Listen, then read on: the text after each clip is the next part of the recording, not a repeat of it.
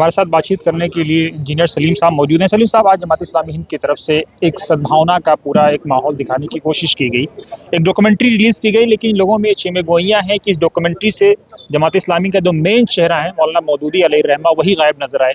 तो क्या जमात इस्लामी अपने ट्रैक से हट रही है? देखिए, जमात इस्लामी हिंद किसी शख्स के पीछे चलने वाली जमात नहीं है और न ही ये किसी एक शख्स की आइडियोलॉजी के पीछे बनी हुई जमात है। ये इस्लामी जमात है। इसकी बुनियाद कुरान और सुन्नत है और कुरान और सुन्नत के मुताबिक यहाँ के लोग अपने तौर पर फैसला करते हैं।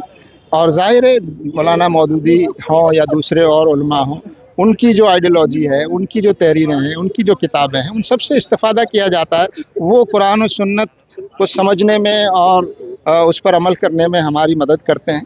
लेकिन ये जमात शुरू से इस्लामी उसूलों पर कायम की गई है। इसकी बुनियाद कोई शख्सियत नहीं है, किसी शख्सियत के ख़यालात जो है इस जमात की बुनियाद नहीं है। ये जमात कुरान और सुन्नत की बुनियाद पर और इस्लाम की जो बुनियादें हैं और रसूल अकरम सल्लल्लाहु अलैहि वसल्लम का जो तरीक़ा है उसके मुताबिक हम समाज की, माशरे की और निज़ाम की इस्लाह करना चाहते हैं।